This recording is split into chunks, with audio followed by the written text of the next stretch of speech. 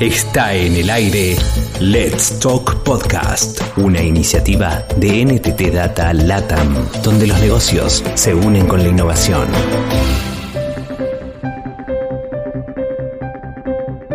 Un entorno complejo con variables incontrolables requiere un liderazgo sistémico. Conozca las nuevas dinámicas de liderazgo adecuadas a la era del conocimiento y un entorno extremadamente complejo. En este episodio conocerás cosas realmente importantes sobre el rol del liderazgo en el contexto empresarial contemporáneo en América Latina, con énfasis en Perú. Con base en las experiencias de NTT Data en su relacionamiento con empresas de diferentes segmentos de la región, podemos identificar, por ejemplo, 7 comportamientos indicados para el desempeño de los líderes que actúan en ambientes complejos y en constante cambio. El consultor Francisco Cordeiro, Agile Coach en NTT Data Perú, nos trae importantes reflexiones en este podcast que reúne una selección de momentos relevantes del webinar. Las 7 dimensiones para un liderazgo ágil. Hemos ido viendo que ha ido cambiando o ha ido evolucionando la forma como se han organizado las personas. Pero también el estilo de liderazgo ha ido también de la mano con esto. El estilo que estábamos asociados más a esta evolución del tiempo que tenemos ahora ha sido un estilo más de tipo sistémico. Y aquí hablamos, por ejemplo, de estilos de liderazgo asociados a un contexto de constante cambio, que son, por ejemplo, entornos donde hay una alta volatilidad en las situaciones que pasan, una alta incertidumbre, una alta complejidad o una alta ambigüedad.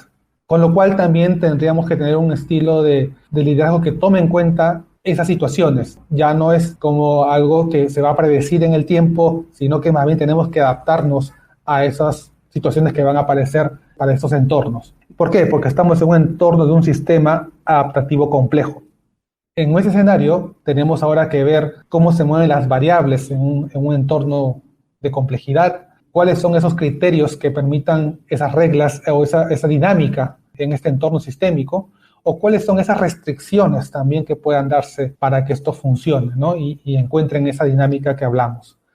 Y eso está asociado más también al tema que venimos trabajando, que estamos dentro de una generación de trabajadores de conocimiento, ¿no? Y por tanto esto también influye en el comportamiento de este entorno, ¿no? Ya no estamos en entornos donde antes se veía más la parte de repente de la era industrial, donde se veían más, como decíamos, progresiones de tipo más orientadas a la parte de los logros, etcétera, sino ahora más en la parte del foco en lo que es la gestión sistémica.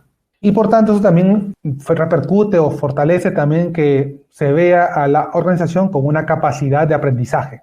Tenemos, por supuesto, aquí ya algunos aspectos que vamos a ir encontrando dentro del modelo de liderazgo, asociado, por supuesto, al tipo de organización que hemos ido viendo.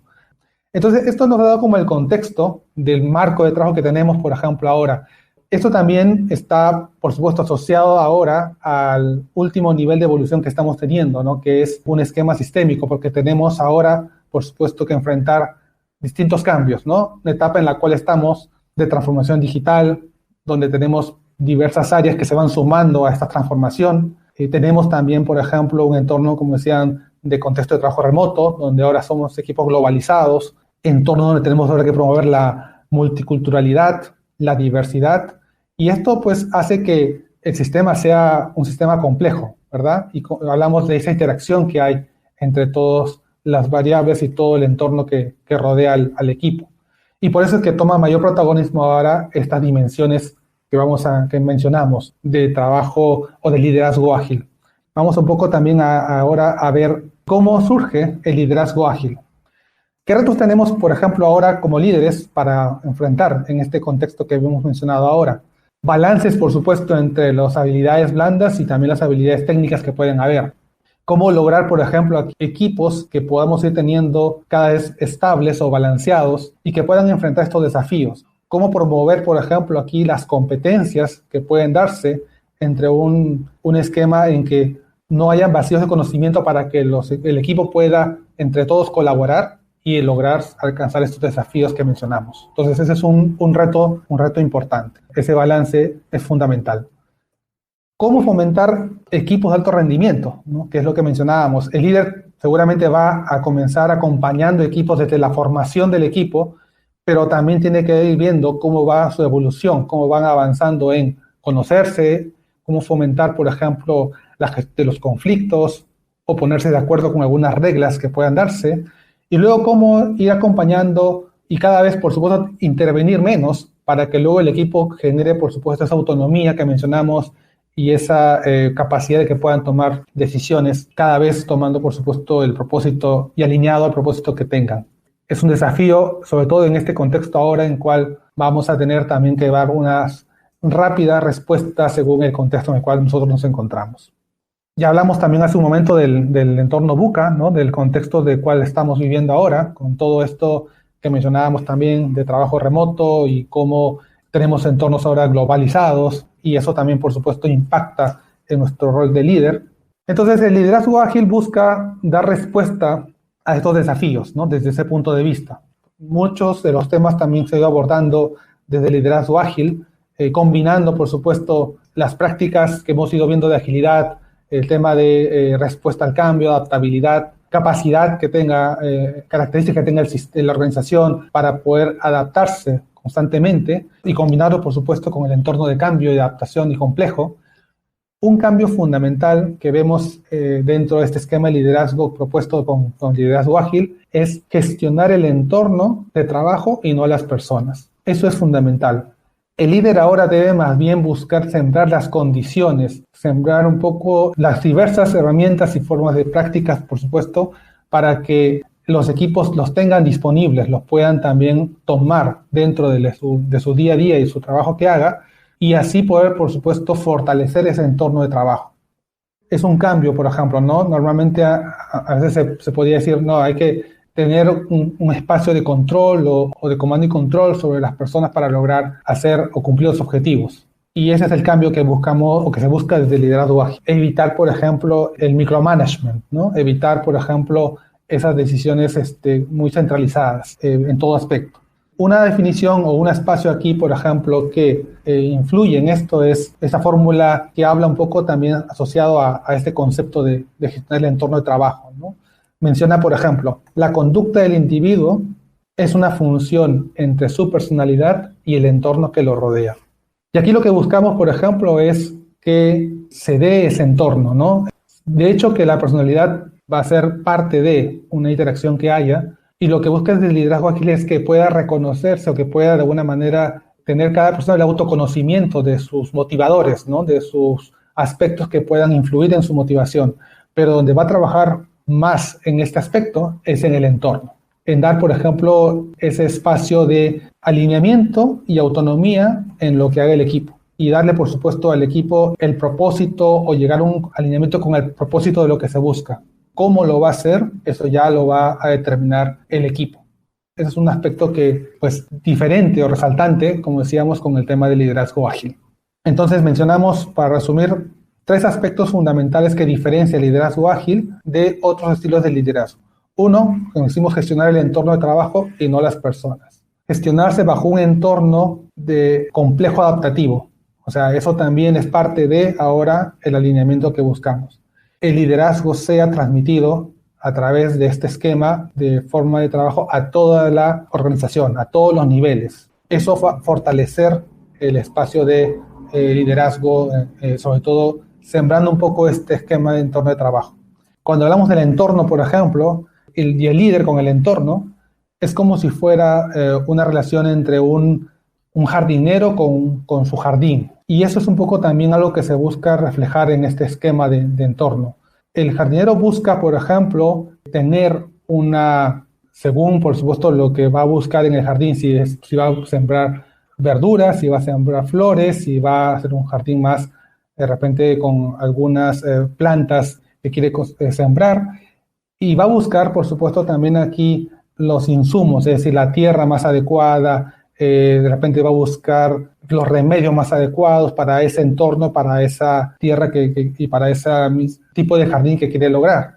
Pero no puede forzar a que las plantas del jardín crezcan, o sea, no puede obligar, no puede decir que tienes que crecer de esta altura o de este tamaño. Entonces, él da las condiciones, él da el espacio, la tierra para fortalecer, por supuesto, lo que se busca lograr, pero ya luego las plantas van a germinar o van a crecer. Y eso es lo que se busca también cuando hablamos de entorno. Dar a las personas esas prácticas, esos comportamientos para que luego el equipo pueda desarrollar y crecer, no forzar a que esto se dé de forma imperativa. Entonces, esa es un poco también una comparación muy acertada cuando hablamos de liderazgo ágil y el entorno de trabajo y no las personas. ¿Cuáles son esos comportamientos? Y aquí hablamos ya de las dimensiones, ¿no?, del liderazgo ágil, esos comportamientos que reflejen un poco los principales puntos que hemos ido viendo. Y aquí hablamos de estas 7 dimensiones. Recopilamos sobre todo diversas fuentes de información que tienen asociados temas de liderazgo ágil. Identificamos estas 7 porque creemos que son las que confluyen para fortalecer los comportamientos que queremos impulsar, sobre todo en todo líder en la organización. Un primer paso o un primer comportamiento es la capacidad de mejorar e innovar. Y aquí hablamos sobre todo de un entorno de confianza para la mejora continua. Fortalecer, por ejemplo, aquí el uso de experimentos, invitarlos a experimentar y que el líder pueda ayudar a transmitir eso al equipo. Cómo identificar experimentos o hipótesis que luego sean experimentos y que esto luego pueda ser transmitido en planes de acción. Y con eso ir haciendo una interacción con eso y poder lograr, por supuesto, mejorar e ir mejorando el trabajo. Es un comportamiento que debemos impulsar. Y por supuesto también fomenta con esto la innovación, ¿no? El espacio para generar ideas, para generar diversas perspectivas, para por supuesto luego también tener ese tiempo, esa capacidad que tenga el equipo para la innovación. Un segundo comportamiento o una segunda dimensión que queremos transmitir también es el tema de motivación. Un tema, por ejemplo, aquí es el líder, por supuesto, reconozca sus motivadores, pero también que permita que el equipo conozca cuáles son esos motivadores que van a ayudar a fortalecer su compromiso. Y pueden haber distintos motivadores, ¿no? Desde motivación por el tema de un propósito, por el tema de las relaciones que hay interpersonales, por el tema de la libertad que puede haber, por ejemplo, o el orden, o el poder también.